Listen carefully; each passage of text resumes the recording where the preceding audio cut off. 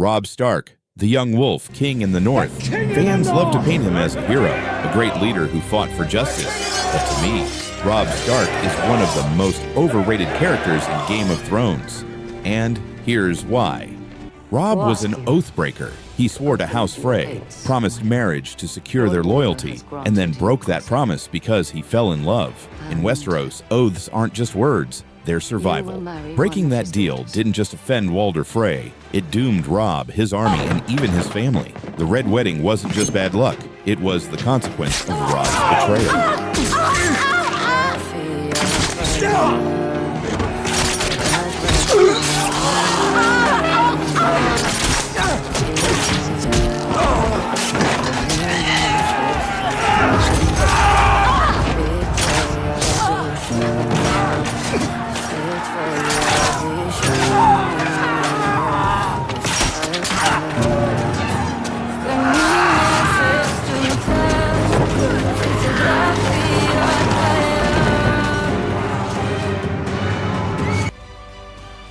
Which leads me to another flaw, falling in love during war.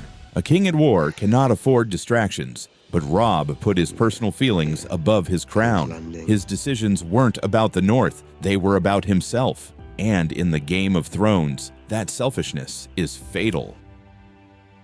Then there's the way he treated Theon Greyjoy. Theon was basically family, raised with the Starks. But Robb used him as a political pawn, sending him to Pike to win his father's loyalty.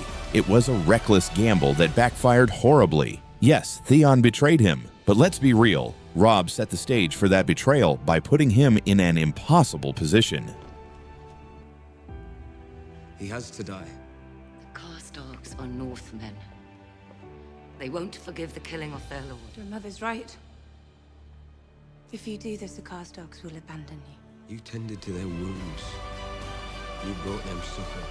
Now they're dead. And more boys will keep dying until this war is over. You need Karstark men to end it. Spare his life. Keep him as a hostage. A hostage? Tell the Karstarks that as long as they remain loyal, you will not be harmed. And we can't forget his leadership blunders. He executed Lord Karstark, refusing to adhere to the counsel of his mother, wife, and uncle. Lord Karstark was one of his strongest bannermen, and he decided to execute him right when he needed him the most. Did Karstark disobey? Yes, but killing him cost Robb thousands of soldiers in the middle of a war. That wasn't justice, it was weakness disguised as honor.